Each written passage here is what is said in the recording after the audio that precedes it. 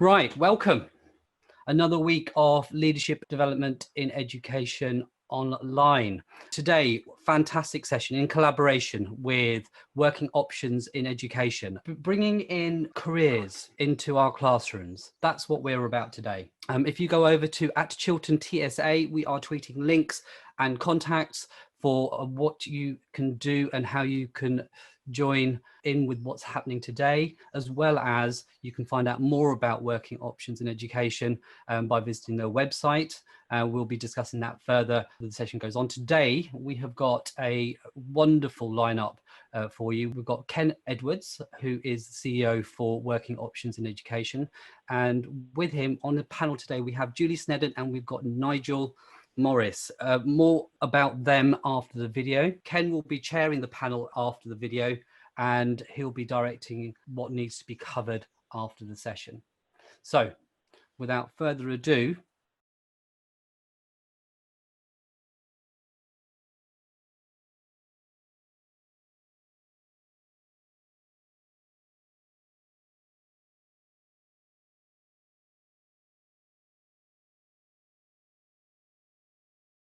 Good morning, everyone, and thank you for that introduction of. We are incredibly pleased at Chiltern Teaching School Alliance to be able to provide you with this special session. I'm going to try and wrap up this quick introduction about working options as quickly as possible so that you can hear from our stellar lineup of speakers. So, who are Working Options and why do they exist? Working Options is a charity, so the key thing I want you all to remember is that Working Options does not charge for its services. There is no charge to schools or educators for using their services. They are funded externally from industry, from companies and businesses for the brilliant work that they do. What is it that they do?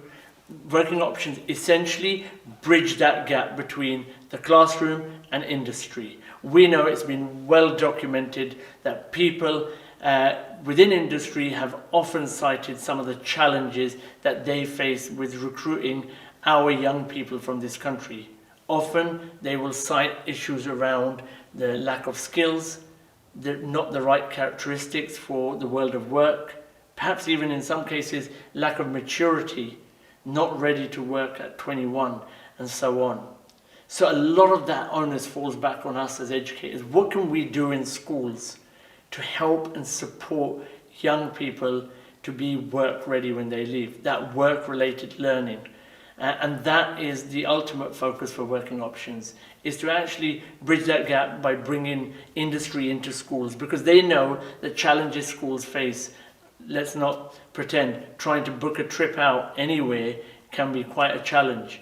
And therefore, the whole model around Working Options is about bringing industry into the classroom.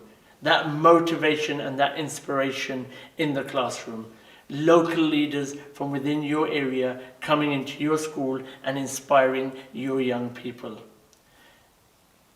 How did it start and where did they come about from? You might ask.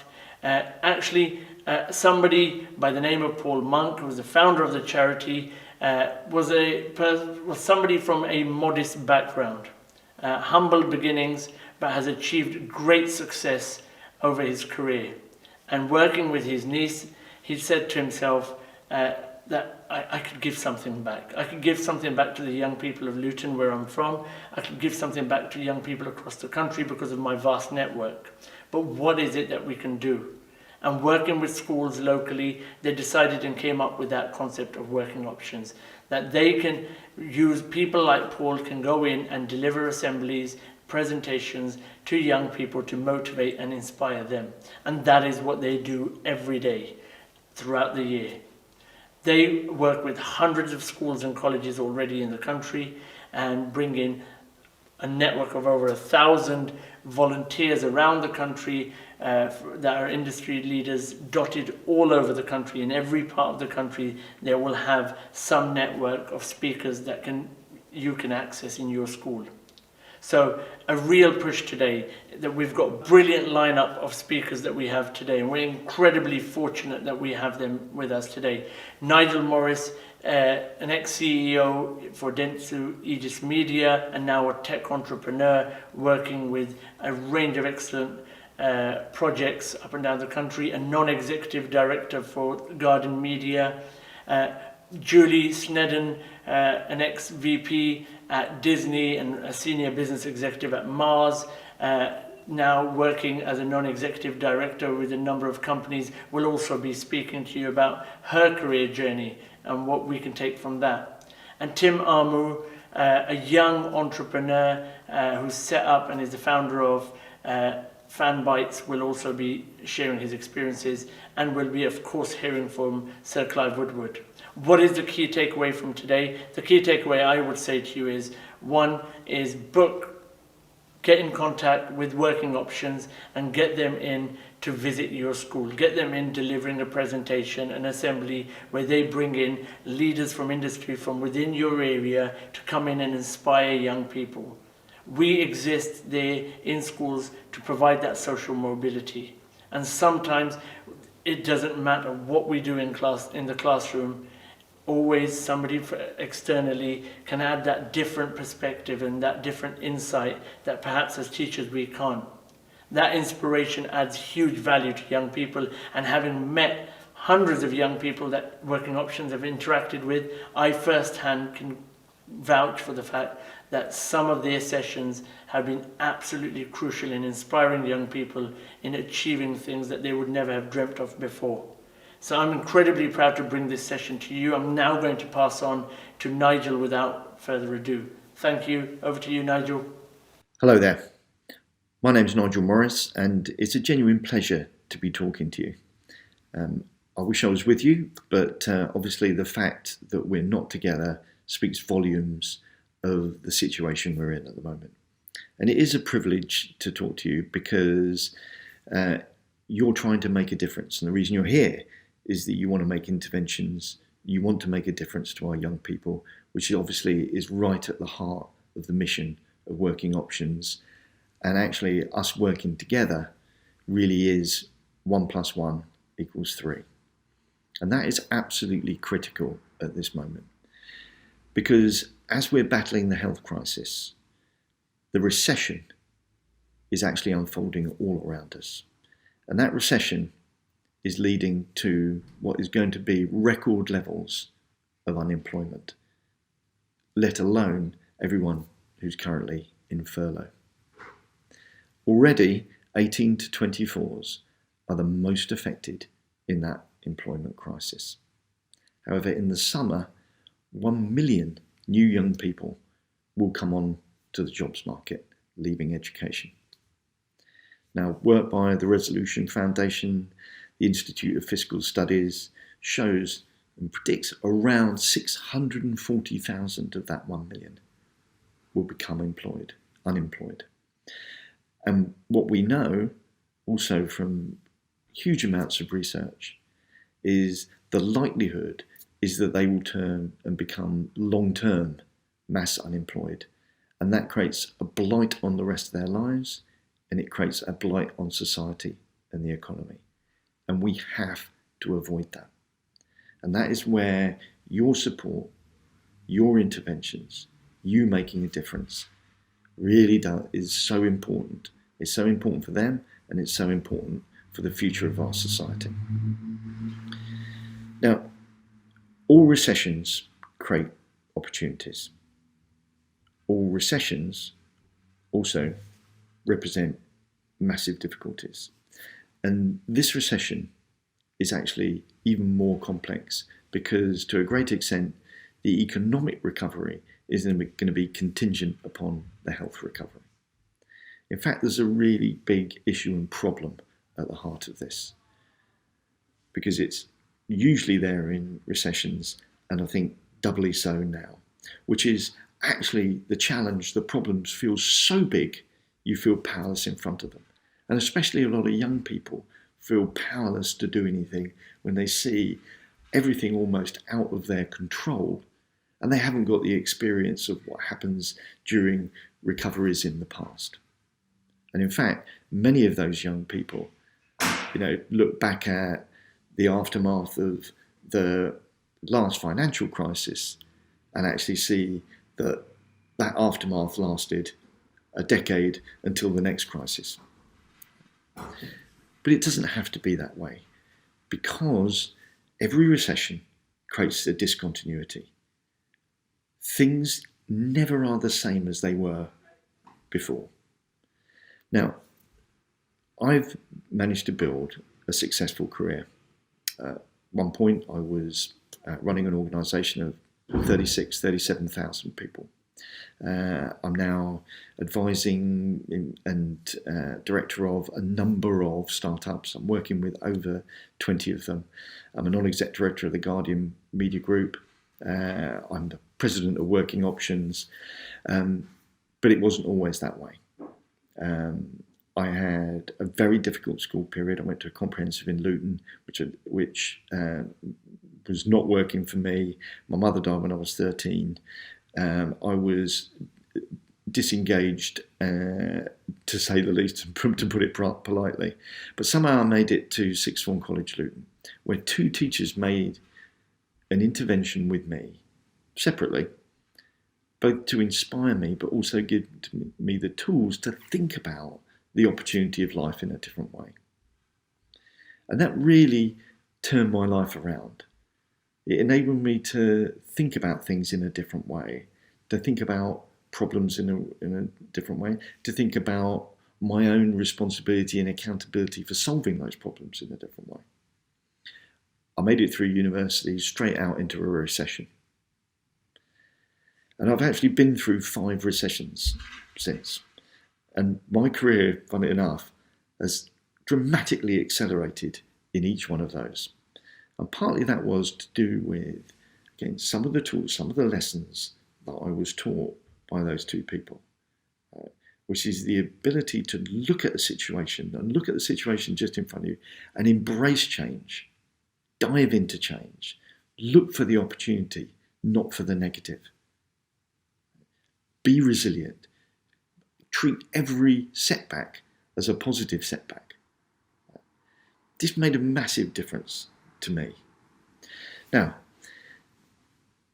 this recession and health crisis creates unique problems, but it creates a unique backdrop for change.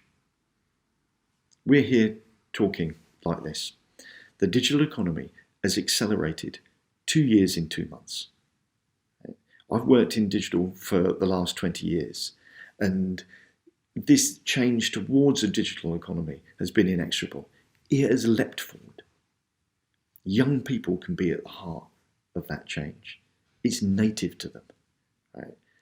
This can actually lead to a better economy, a more sustainable economy, a more efficient use of resources, higher productivity, better ways of learning, better ways of sharing. It just needs new models, and it needs young people to be embracing that. And together, we can make interventions to try and affect some people to grasp those opportunities, look at the challenges in a positive way, approach them with resilience, innovation, ingenuity, energy, enthusiasm, and not sit back and wait for it to happen to them. This is what Generation C could be. We want Generation C to represent that hope, but also that passion and that can-do spirit. But they need your support, they need our support. They do need something bigger than that. At Working Options, we published a paper on Friday calling for the government to set a Gen C task force and put that in place to enable, to fund and put a structure around it. Now, we are lobbying hard to try and make that happen. In the interim, it's going to take you, and it's going to take some of us, and working with young people to actually help galvanise the future, but most importantly, to support them to get through a uniquely difficult crisis and create an opportunity out of it. That is what we want Gen C to be, and today is just part of that. And as I say, thank you so much for being involved. Thank you so much for everything you do.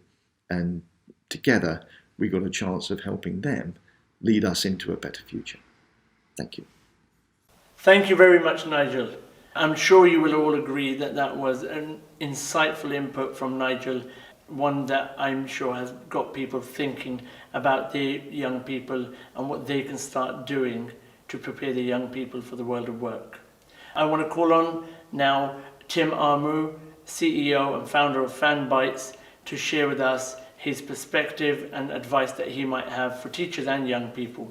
Hey, it's Timo. I'm the CEO of FanBites. And what we do is we help the world's biggest brands, everyone from the government, Department of Education, all the way to McDonald's and Burger King, to reach younger audiences on social media. And I wanted to chime in here because I think that so recently we did a piece on how Gen Z were feeling about the coronavirus, because obviously we have people whose jobs may have been lost, jobs which have been rescinded, people who've been put on furlough, people who, for example, the job market is looking bleak, a whole range of those things there. And because of that, we realized that, lives fundamentally are going to be changed. So we did a bit of research into it and came up with some insights, which, part of it might seem sobering, but actually gives a massive direction as to what we as teachers, we as leaders, we as people with some level of power can do to make sure that this isn't the forgotten generation. So one of the things we did when we did our research was we found out that, 67% of people were fearful for the future. And of course, that is true. If you live in a world in which the last crisis, you saw your maybe parents being let go, and now you're just about to start your life, and then this happens, you just feel fearful. Having said that, we saw that 24% have already started an online store, whether it's a Shopify or there's some websites where you can build t-shirt brands. People had already started doing that. And I think just that particular point is one thing that we can use to say, well, it seems as if typically we don't encourage entrepreneurship enough. Like, I am 25. I've been running this business since I was 22, started it in university. And before this, I actually built and sold a company at 17, which was a media business, which really got me into the whole world of social media. And my co-founders as well have done the same. My co-founder, Mitch, actually built and sold a company at 19. So what you have here is effectively, you have a direction here when you see so many people very interested in running Shopify stores and starting online stores. There's an opportunity here for us as leaders to really make this seem like the norm. Currently, when we talk about business, we never really talk about online business. We just talk about it in the traditional sense of the word. And being able to see that because my generation, have grown up with the tools and everything that we need in order to reach a mass amount of people, being able to lean into that and to go, right, like, this is an accepted way of doing things. It's a very important thing that I think as teachers, as educators, as leaders, we can really start to push. The other thing that we saw was 28% of them have picked up new skills. And by the new skills, they're actually talking about things on YouTube or on Khan Academy or Code Academy, which is really interesting. Like, over a quarter of the people there had actually said that being at home had enabled them to pick up new, more practical skills. Again, when you talk about things like Code Academy, where you can learn to code through building games, that there is obvious about how these type of things should be encouraged rather than just the normal traditional way of doing things. The other insight piece that we picked up here, which I'm looking at, was like 37% of them wanted to build up a new career online. So when you think about the fact that with things like what we're going through now, the coronavirus, it is having impacts in a lot of different countries. But the thing is, so many of them are being impacted to different degrees. Being able to start an online career means that what you can do is you can reach a mass amount of people, not constrained just to your location. And that is a very appealing thing to this younger audience here who realize, again, we've grown up with social media as a means of communication. I can have best friends who are based in the Philippines and I've never seen them, but because of social, it feels like we're basically in the same room together. And encouraging those type of careers, right? We know what's happened with people talking about wanting to be YouTubers and all these type of things. And that's all fair. I think for us to lean into perhaps talking more about people who've built online careers as actual role models and not these kind of like frivolous, oh yeah, Lord knows what they're doing, go and be a doctor, go and be a lawyer, for example. That there is a very big thing, that it's a very simple thing as well that we can do across the board. And then the last stat here that I picked up from our research was 18% of them now think traditional schooling is no longer an option. And it goes back to the second point I made about so many people now, they've actually learned more practical stuff than when they were in school where everyone had to do the same thing. So as people of power and as people who have power, it's very important for us to almost go, right, like, yeah, there is the standard school curriculum, but it's okay to go and learn something different. It's okay to do something else. And that's a very, very important thing there for us to be able to do as educators. So it's 4 key things. The first one is this idea of encouraging online entrepreneurship. So with so many people setting up these stores and something like that, actually saying, you know what, this isn't a waste of time. This isn't something else, like equipping people and saying, do you know what, this is a good thing to do. Setting up a store is like $20, and then running ads on Facebook, you can start from $10, right? It's very, very easy to do. Encouraging that. 28% of them having picked up skills from YouTube, Khan Academy, almost saying, do you know what, we understand that we're going to have our normal curriculum, but if you want to do it more practically, here are some YouTube links and videos you can use. Things like that are very, very important. And with 37% of them wanting to build a career online, we constantly like look at online personalities as, oh, that's not a real job and stuff. But because of the skill and the breadth of the people we can reach, it's very, very important that we start to pay more seriousness to things like this. I think right now we're actually sure externally, it may seem like we're in a bad time, and we are, but I think the opportunity here is then going, do you know what? Yeah, we may be in a bad time, but the opportunity that lies with being able to equip yourself with new skills, new capabilities, and really like treats the new world of work as an online world where you can reach a mass amount of people. That is especially important right now. And as someone who's worked in social media, someone who has a team of like 40 people, most of them young, who are constantly activating and who are constantly learning and pushing the boundaries, I think this is a very important thing for everyone to be involved in. Thank you. Thank you very much, Tim. That was very useful. And again, very inspirational hearing from a young person like yourself, and with what you've achieved is absolutely remarkable. We're so pleased that you could join us today. Thank you very much, Tim. Now, Julie Sneden. As I said, Julie is an experienced business executive, but also the chair of Working Options, the charity. Over to you, Julie. Hello, my name is Julie Sneden, and I wanted to share my thoughts on work-related learning and why I think it's important to help students be more prepared for life after education. I left school at 16 and did a commercial apprenticeship at Mars Confectionery, which meant I studied and spent time in all parts of the business. This gave me an appreciation of how the whole business operated. Most of my career was spent at the Walt Disney Company in a variety of UK, European and global roles. I'm fortunate that my business experiences range from giant worldwide companies like Disney and Mars through to privately owned startups with just 10 employees. But no matter what the size of the company, each of the roles taught me new skills, competencies, or valuable life lessons, which have been great in helping me to develop going forward. So how can we help students be more prepared for their next steps? Whether it's continuing in education, thinking about a potential career, or looking for work. For the majority of young people, it can be tough for them to think ahead about their future and the options available to them. Not surprisingly, most students tend to focus on the immediate horizon of the here and now, like lesson timetables, homework, coursework deadlines, and exams.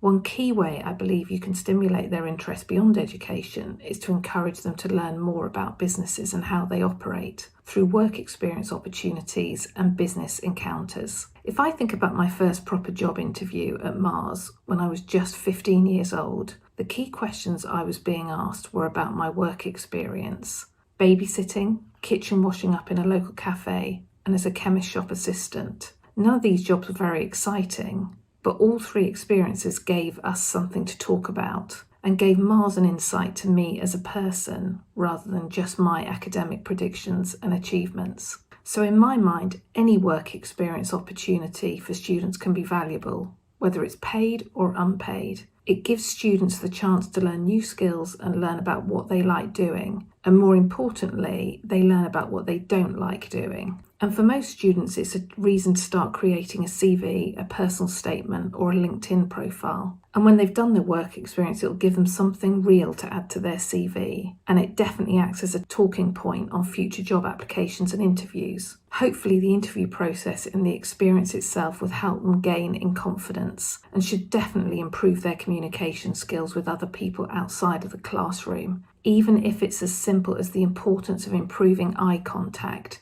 and listening to others. Another valuable way I've seen students stimulate their thoughts about career options is by enabling them to meet and hear from employers about their businesses. We ran a scheme at the Disney Store head office in London and spent the day meeting with students and explaining what the business did, how it operated, the products it sold, the departments and functions needed to run the business, and who our customers were. We always allowed plenty of time for question and answer session and encouraged a two-way dialogue throughout the day with the students to ensure they got as much information out of the time spent with the Disney Tour team as possible. Ideally, any business encounter like this can be done in an out-of-classroom meeting environment, but given the current restrictions on businesses and in academic life, it's worth investigating if technology could be used in the short term to bridge the gap. Contacting businesses and asking them to provide this experience by video message is probably the easiest method at the moment. Or can you use conference call technology to create maximum impact and allow students the chance to ask questions? Once restrictions are lifted, then this can be done in the classroom or ideally at the business premises. Business premises allow for the largest number of employee interactions for the students as possible. I'm a volunteer school and college speaker for Working Options in Education and love interacting with students at these sessions. So I appreciate how challenging the current time is not only for you, but also for them. So hopefully this has been useful. I look forward to meeting you soon.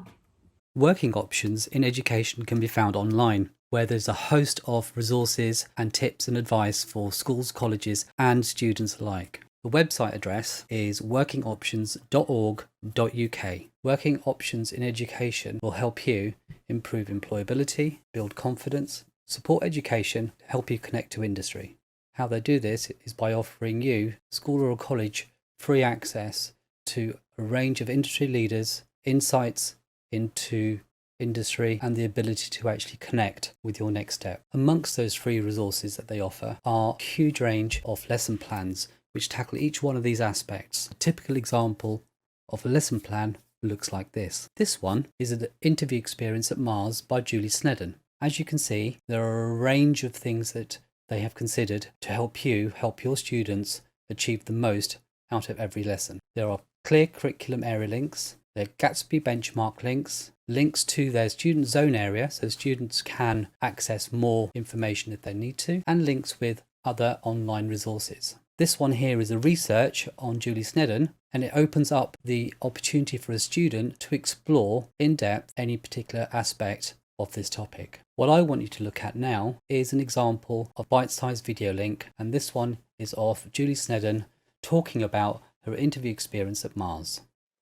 I had a feeling that even though I loved school, I preferred the social side of school and being with people and having fun to actually the academic side. And I really felt like I wanted to get on and do something practical and make a difference. So I was lucky that I won the battle and she did let me leave school. And living very close to Slough, there were some really big companies in Slough. And I was offered to what they're called commercial trainees, which is similar. Imagine a 16-year-old apprenticeship now.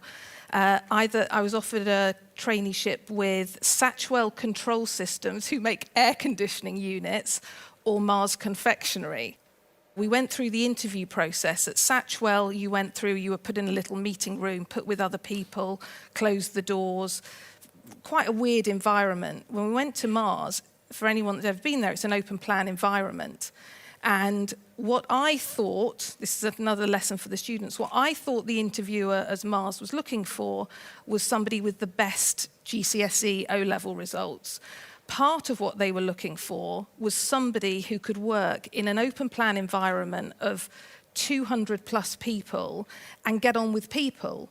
Because you could put the brightest person in that environment, and if they couldn't get on with people, then they stood out like a sore thumb. So I think my enthusiasm and excitement about working for the company is probably what got me to be offered one of the 4 commercial training schemes, which then meant that they would train me in every department of the company and send me to college 1 day a week to do another qualification in business studies. I think it is much more competitive now than it was when we were there. I think a lot of it now, at least apprenticeships have come in, and that's been, so if kids that don't think they can make it through university or don't have the inclination, I think there is that as an option, which is fantastic.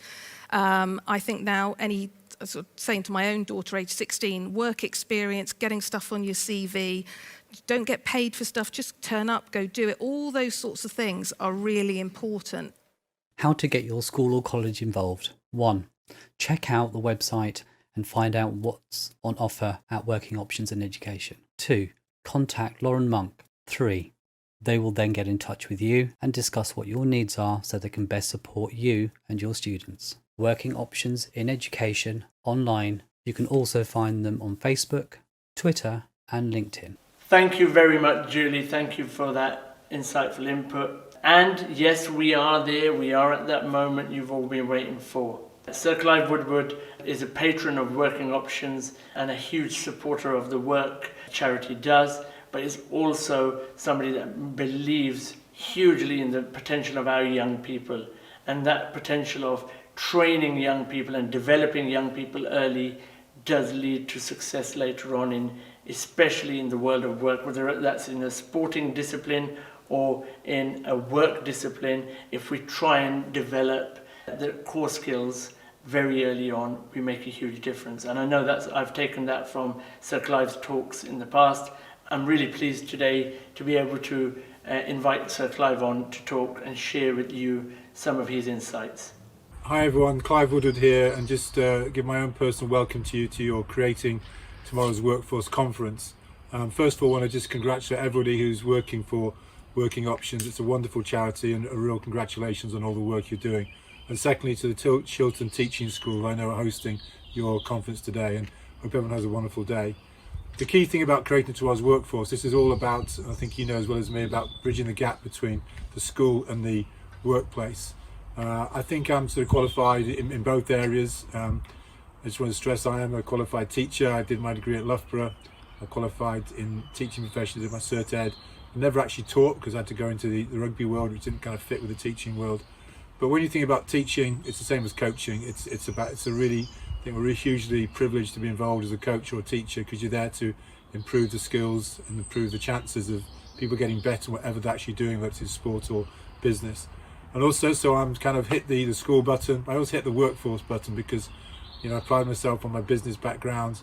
I worked for Xerox for 8 years, ran my own small leasing and finance company for 8 years before I took over the rugby team. And the rugby team's a business. So I think what you're doing here is about it's bridging this gap between the classroom, the school, and the actual workforce. And so what we're doing that through these young people who need help in terms of making sure they can actually move from school to the workplace. And I think I want to just say a few words about what do I look for, and I have this I obviously recruit young people, so I'm sort of interviewing young people all the time, and I have a couple of key things I kind of look for, and I think this is what I would like to think you are trying to get across to these young people that they need to have when they're going for interviews in their various jobs. The first is actually being a student, and my definition of being a student is being teachable. Teachable is quite a good word, because Teachable is your ability to learn, it's your ability to take on knowledge. But what I'm looking for when I'm interviewing people are those skills, but it's a passion for what you're doing. When I'm interviewing young people, I'm trying to find, have they really got a passion for this, or are they just trying to get a job? And I think you've got to get across that people like me are interviewing them, have they really got a passion for what they're doing? And I have this saying about being a sponge, not a rock. And what I'm looking for is young people who've got a sponge between their ears and not a rock between their ears. In other words, yes, hopefully when they join the workforce, they'll get training and help. But what else are they doing? When you think about technology today, the internet, there's so many ways they can improve their own skills off their own back. So when I'm interviewing someone, I'm trying to find out, what else have they done outside of what they've done in their school? What else have they done maybe in previous jobs? What are they doing personally to improve their skills and knowledge? So I'm looking for people who are sponges, not rocks, and that's, I think, you should get across these young people. And the second thing I'm looking for is this word attitude. Attitude, I think, is a great word, and I think attitude comes across in various ways, and I just kind of noticed a few things down here preparing for this. But attitude, just even when they're dealing with me, it's timekeeping. Are they on time for their appointment to see me? What are they dressed like? What do they look like? Are they taking this seriously, or is this just kind of thing they should be doing? What does their CV really look like? Is it anything different, or is it just a normal bog standard CV? Is there ways of doing a CV that really bring their personality to life? How do they handshake? When I ask them any questions from me, every now and then I get people going, no, I've got no questions. And that's not a good sign. If someone's come to the interview and they've not done their homework on the workplace they're trying to get into, and they've not got a whole host of questions, and I'd rather say, okay, that's enough questions. I'd rather them really hitting me with loads of questions. And I think the last thing I'll stress, and I have this saying that it applies to sport and business, that talent alone is not enough. Some of these young people will have qualifications. I'm sure they were getting O levels and A levels, various bits and pieces, but I kind of always park that. History of business and successful sports teams, especially business, shows that yes, you may have talent, but sometimes it's the people who actually got these hidden skills. How else can you show your talent in what you're actually doing? And one of the best ways of doing that is your ability with IT. I'd always look at young people today and say, how good are their IT skills? How really good are their IT skills? What are they doing to improve that again? So talent alone is not enough is a key saying to me, and it's what else they're doing to improve their skills on an ongoing basis. So hopefully that's given you just a few kind of thoughts for myself. If I was there, and I hope to be at next year's conference, personally, and not doing all this online or through video conferencing, that's what I'd be looking for. I'd be looking for, trying to teach these young people the importance of being a student, about being teachable, about really coming across well in the various interviews that are taking place. And I'll be looking for what attitude are they really showing. Is this somebody you really want to work with you and your team? So hope that helps. Have a wonderful conference. And again, Creating Tomorrow's Workforce is a wonderful charity. So well done to everyone who's working for Working Options, and also for those at Chiltern Teaching School for putting on this event today. Have a really good event, and I look forward to hearing all the positive feedback. Thanks a lot, and stay safe. Thank you very much, Sir Clive. Thank you very much for your time.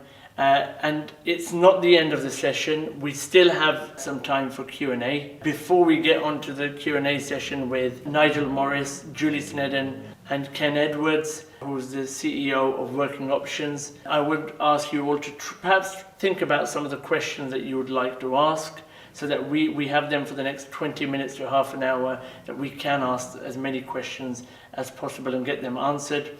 But remember, Working Options in Education, you can Google them, you can go onto their website, workingoptions.co.uk.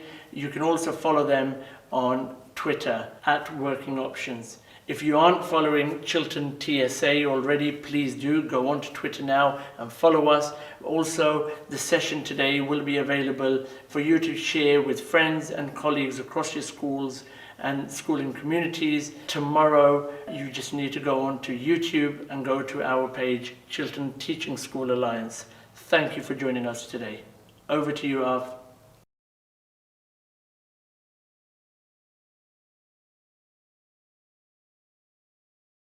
Great insights there.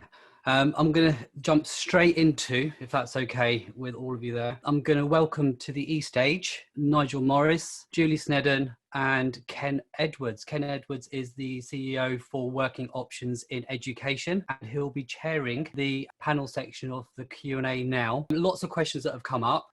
Just before we hook into that, if you want to get yourselves ready and get your mics on, don't forget, go over to @ChilternTSA on Twitter, where all the links for Working Options in Education can be found. Lots of useful resources and lots of interaction already going on there. So Ken, over to you. Thanks very much. Thank you all. Fantastic questions and participation. Really appreciate it.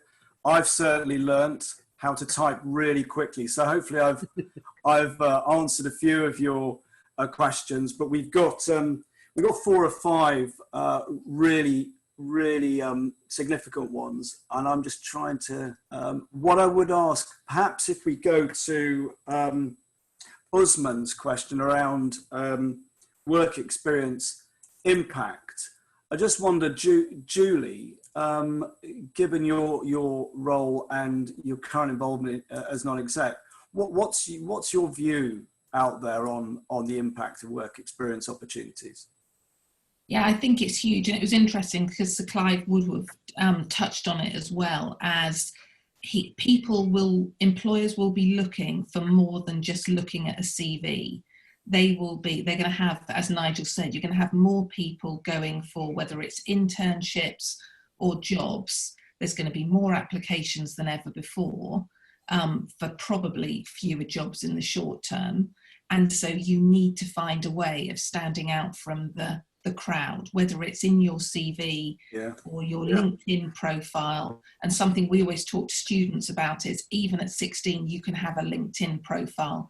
Even if it talks about your hobbies, it shows that you're starting to think about how to market yourself, which is, as Sir Clive said, you really have to stand out in that interview process from the other candidates, whether it's about what you've done or what you say or your enthusiasm. You've just got to find that point of difference. So as teachers, any role playing you can do, in terms of mock interviews, all those things, I think really help students so that they're not going into their first interview, which could be incredibly important, completely blind, and using it as a training session. Nigel, anything to add on that? Thank you, Julie. No, I mean, I think that Julie answered that perfectly. I mean, I think in terms of encouraging kids, I know, again, Clive brought up a great point, which is around attitude. And it's about really being positive. But also I think that, especially, I mean, someone had asked the question around, what kind of ICT skills should they be encouraging young people? What young people bring into a business is, again, this native understanding of how technology is changing. And quite often the ICT skills that us as older people think that they should be learning aren't necessarily the ones that are going to be most relevant moving forward.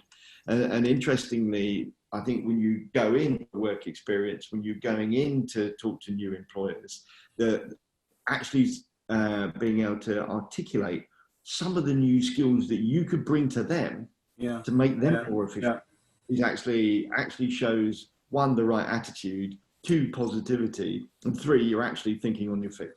Thank you, no, Julie. The other thing I would add to the question is that in our experience, when we go into schools and we talk to students, the consistent impression that I get is that in many cases, students generally, not just about ICT, aren't able to articulate the value of the experience they have.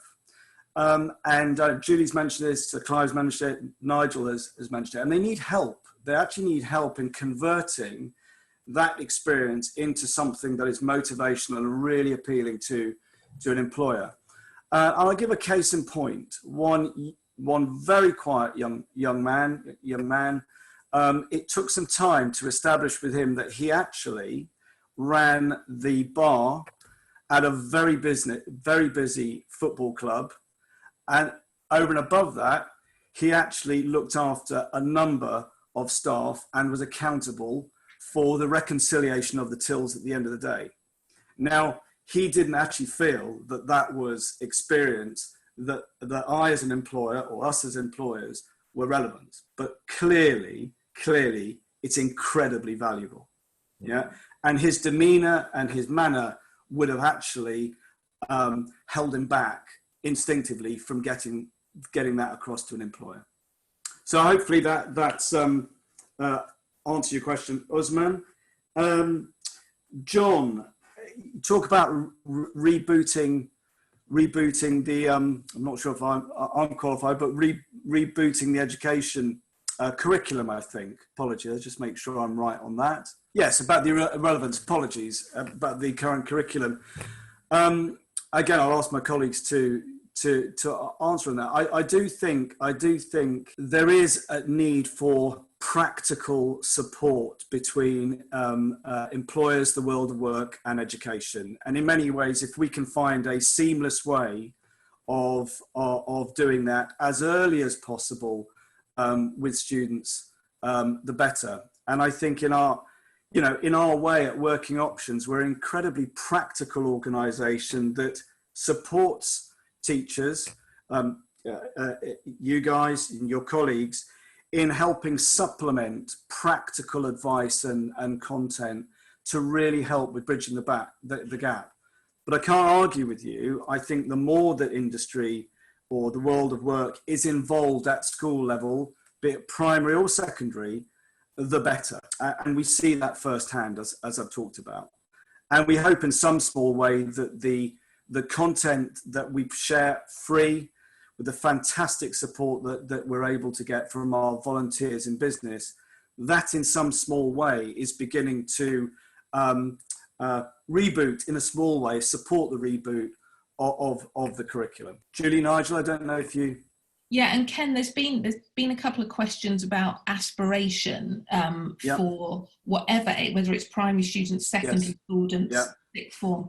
And I just thought of something that had a big impact on me. 3 months ago, I was at Cedars Upper School in Leighton Buzzard doing a volunteer talk for Working Options. And when we came out, the main corridor had an alumni corridor, almost like a hall of fame, of the pictures of students that went to Cedars Upper and taught, and then it had their photo and the job they've gone on to do. And I think if I was a 16, 17, 18-year-old and saw some of the jobs that the students had gone on to do, I think, yes, you want to aspire parents, but actually, especially with today's students, you need to aspire them. You need to get some passion into them. And I think every time, if it had been me walking down that corridor, I would have thought, yeah, I can go. Why can't I be a biochemist? Yeah, why can't I be a lawyer? Why can't I set up my own company?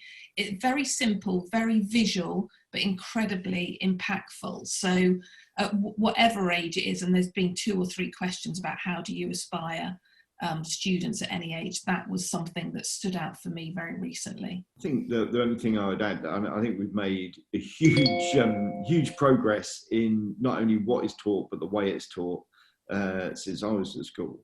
But actually the pace of change that's been happening over the last 3 to 5 years, that's going to accelerate even more.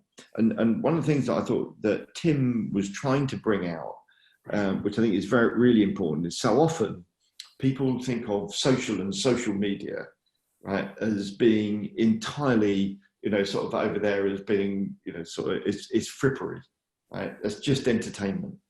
Whereas actually, probably the 2 fastest growing and best productivity tools in the world now are based on social media platforms, which is Slack and Notion, right? And Slack, right, it is actually seen to boost productivity in businesses, 3, 4, 5-fold.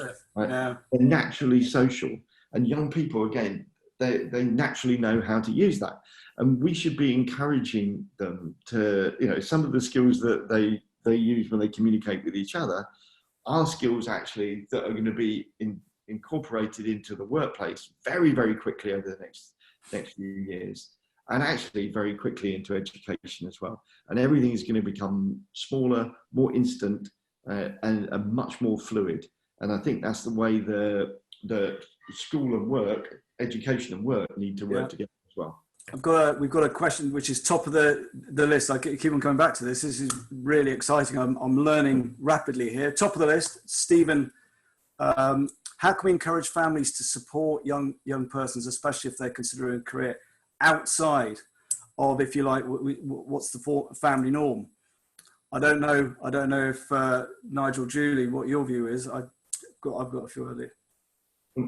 I think that it's a great question. Yeah, and again, so I'm working, like Julie, I'm working with a lot of young entrepreneurs, and Tim, again, was saying you can set up a store on Shopify now for $20. Interestingly, the very first working options session, which was about 9 years ago, I think it actually was in May 9 years ago. One of the guys who came and collared me afterwards had actually just set up his own clothing brand on the side, but he didn't know what to do with it, how to do with it. And we've been in contact ever since. He's actually done some work for working options. I mean, he then ended up going to Google. He ended up and is now about to launch his own influencer marketing business.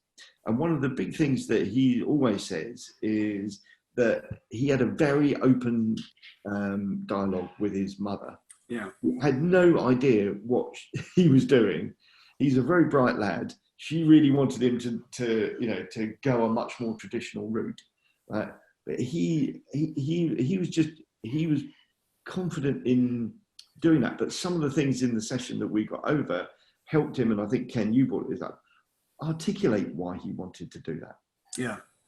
A lot of it is community. I've got an 18 and a 20-year-old, and we know that they communicate in a different way, and actually for some people, just their ability to articulate their thoughts clearly so that their parents can understand. I think teachers and educators can really help that. Yeah, and I think that point about just encouragement, if you're a parent and you don't understand what they might be interested in, just getting them.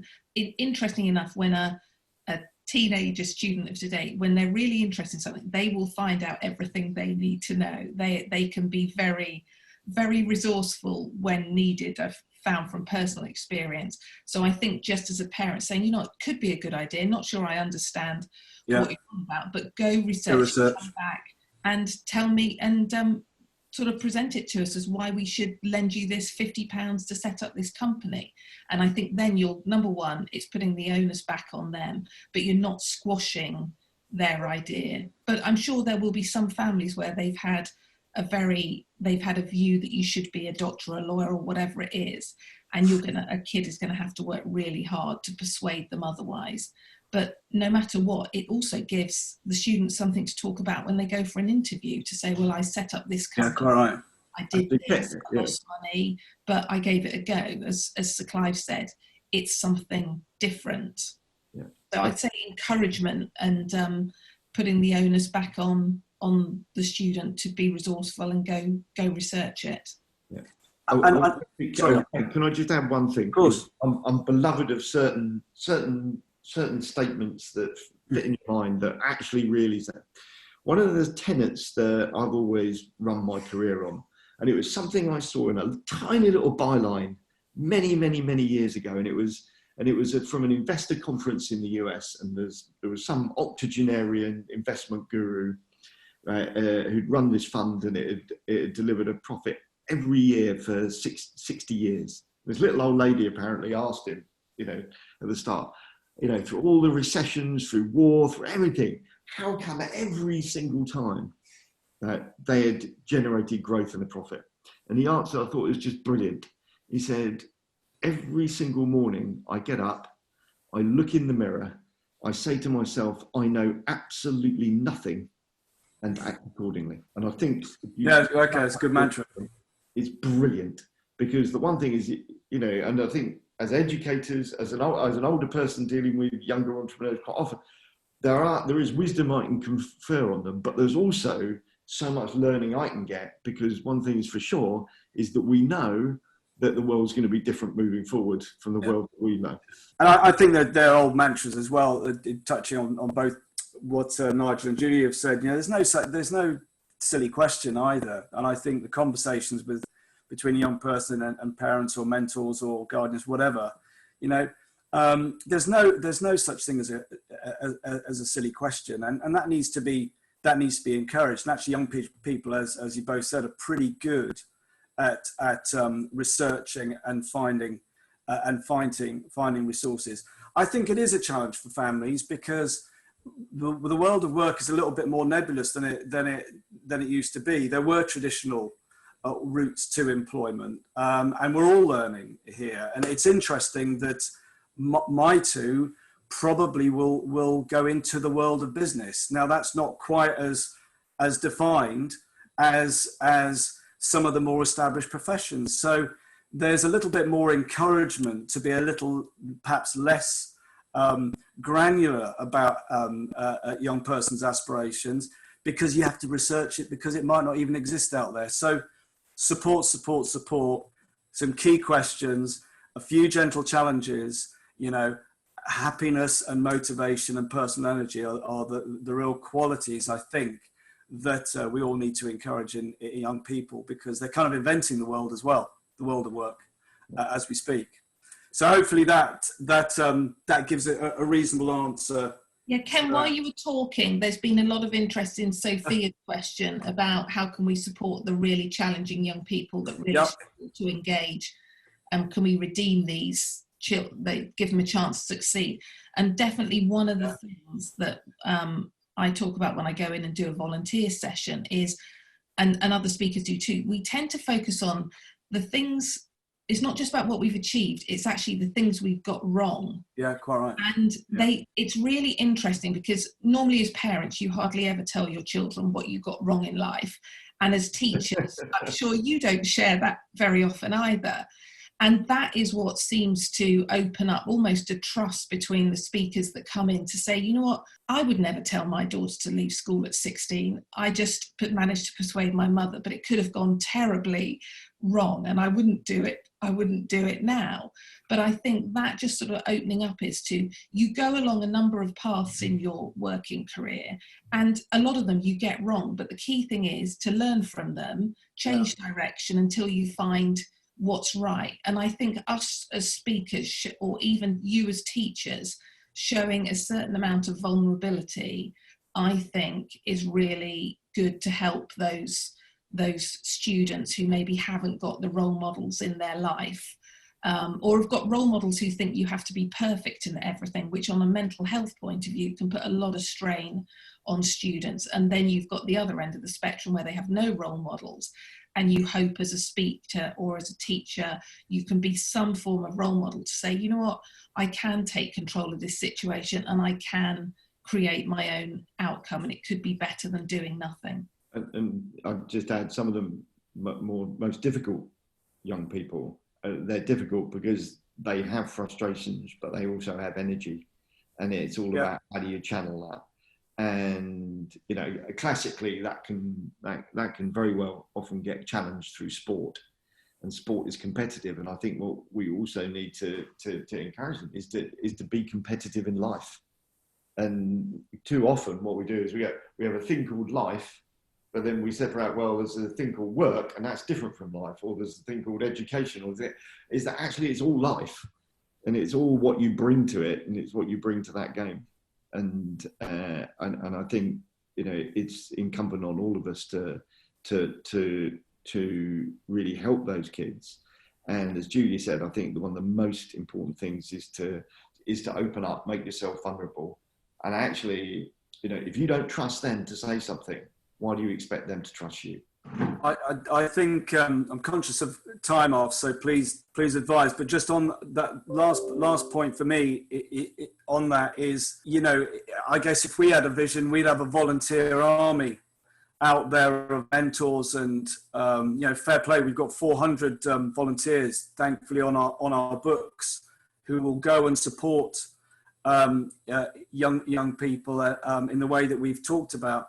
You know, I think it's absolutely key that we do that in all areas, the most deprived areas, to give young people, mentors, access to people who will listen, trust them, understand the challenges, and help them realize that there is a future, there's a real positive future, but it takes some hard work and quality and that sort of stuff. So I think we do that in our own small way, but having volunteers who are open, compassionate, and keen to see young people succeed.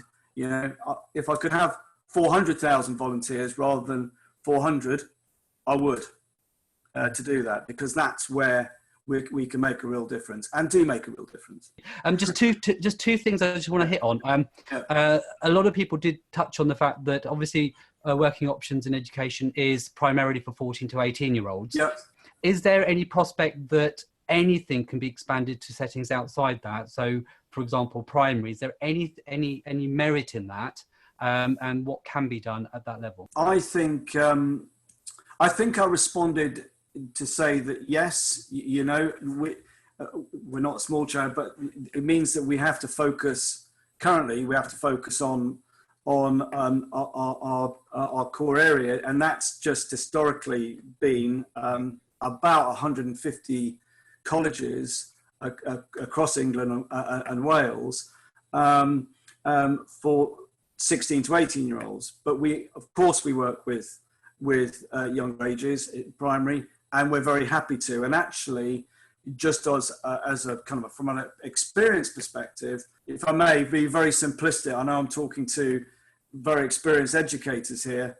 The sooner that you're able to have quality conversations and quality support with students, instinctively, that's got to be the right thing. The earlier, the better in many ways. So I think, yes, we will absolutely support all schools that want to work with us. The limiting factor is currently, our available resource, but I don't think the team are listening in on this, and they'll probably text me. We don't turn anyone away. Yeah. Absolutely. So the answer is yes, possibly a little bit convoluted, but yes. Perfect. Okay.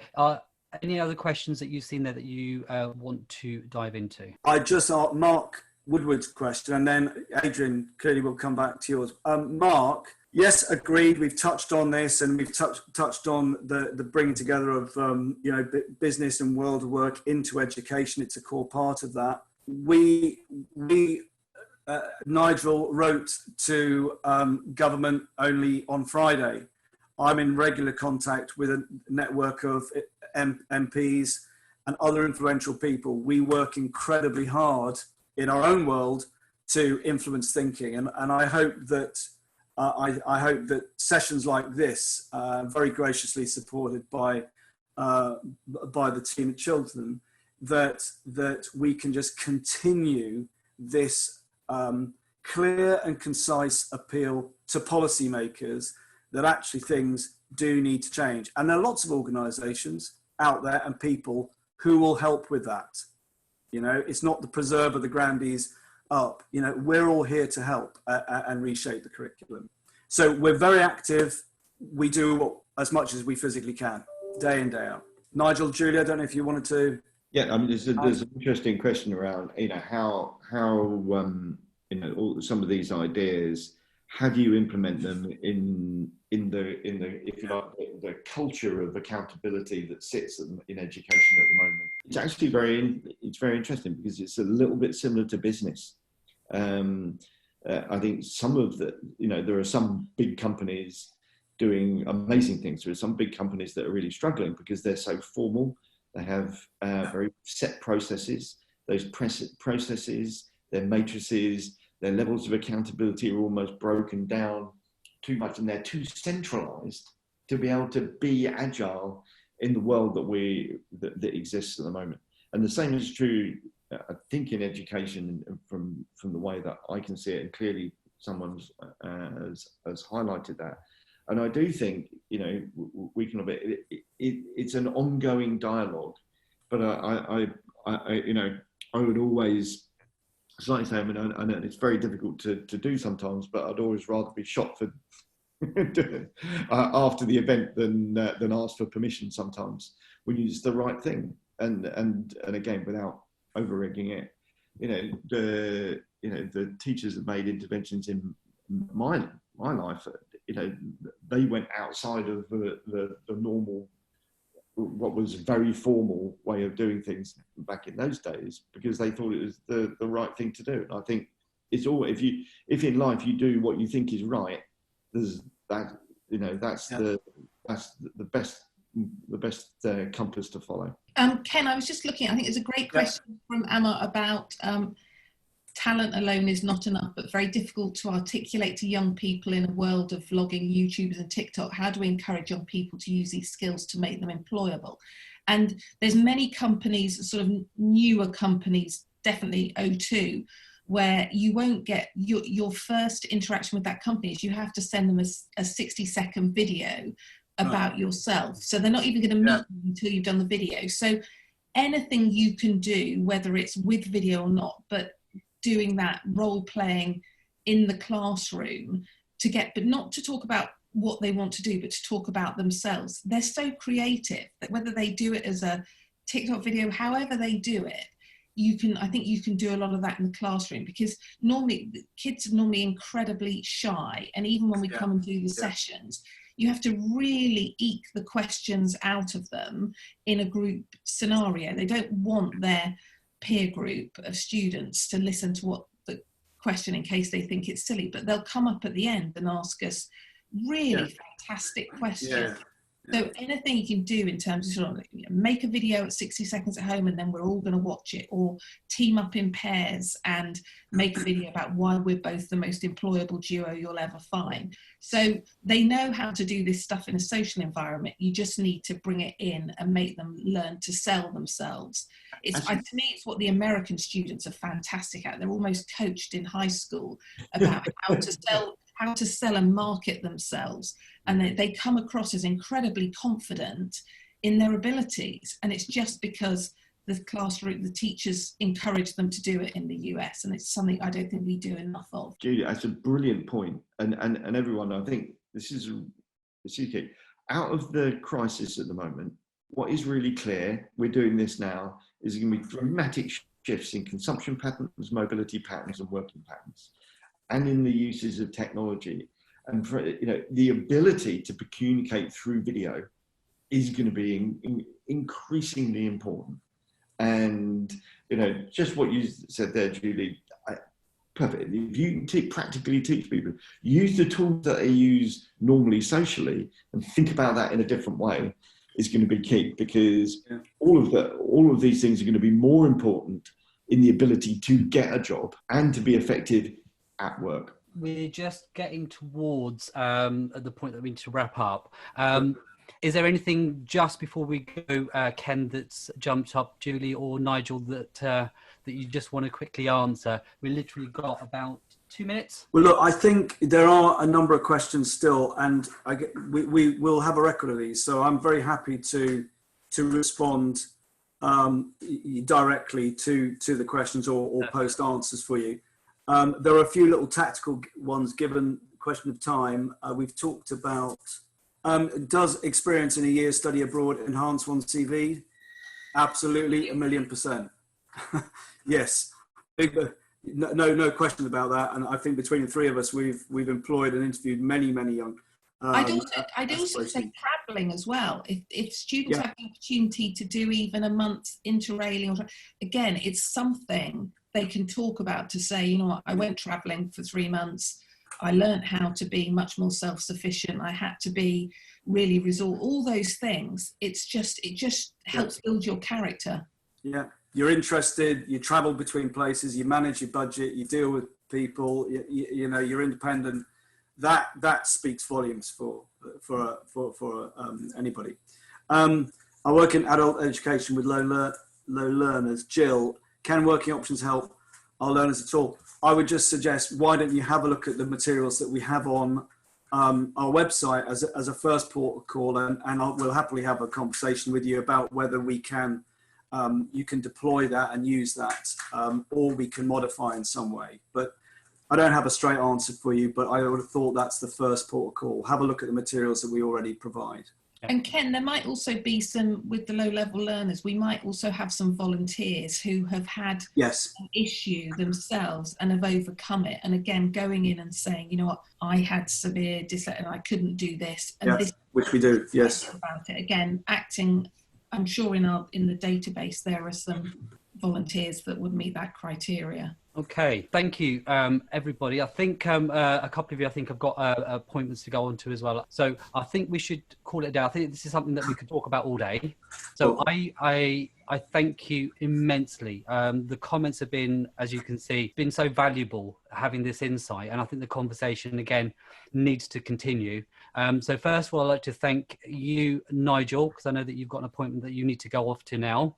Thank you very much, Nigel. And it's been brilliant meeting you. Thank you so much for your time today. And Julie, again, thank you so much, and hope we can work together in the future. That'd be brilliant. Thank you so much for your insight today. And we're all on LinkedIn, because there's a few people asking about connecting with us. What we say to the students at the end of the section, if you want to connect with us, find us on LinkedIn, and then we can have that one-on-one dialogue. Perfect. And finally, Ken, thank you for pulling all this together and working together with us. It's been absolute pleasure. And hopefully this is the start of moving forward and how we can support each other. And that's not just at Chiltern TSA, but also to the wider community as well of industry out there in schools. Absolutely.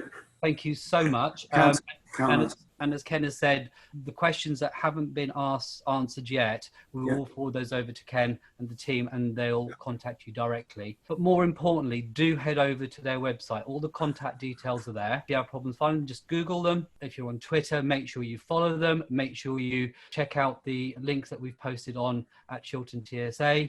There's so many different ways we can get in touch and so many different ways we can get involved. And I think this is the start of that journey, I think, in terms of just getting a wider breadth of engagement with you, Ken. So thank you so much for the work. We're here for you. Thank you so much. All right. Thank you all. Brilliant. Thanks, Arv.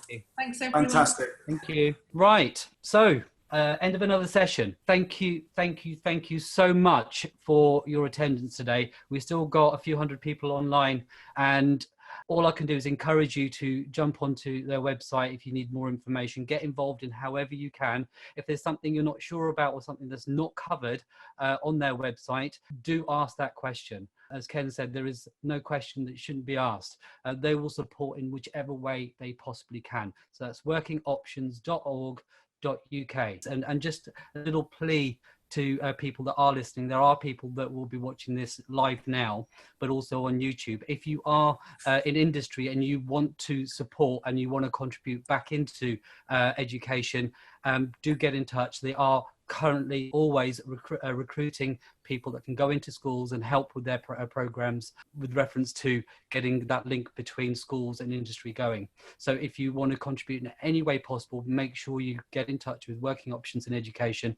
Lauren Monk and the team are going to be there to support you. And any other information and details, go over to our Chiltern Twitter feed, which is at Chiltern TSA, and make sure that you follow us and click on the links for Working Options in Education. And make sure you subscribe. Make sure you press that button and subscribe so that you get up-to-date feeds from us on your YouTube regarding the sessions that we are putting up there for you. Finally, fantastic week ahead. Fantastic week ahead. We've got Tom Sherrington. We've got Vic Goddard. We've got John Rees. And we have got Bob Cox. Look forward to seeing you at the next session. This is me, Arv Kaushal, signing off for another session of #LD EduChat, Leadership Development in Education. See you soon.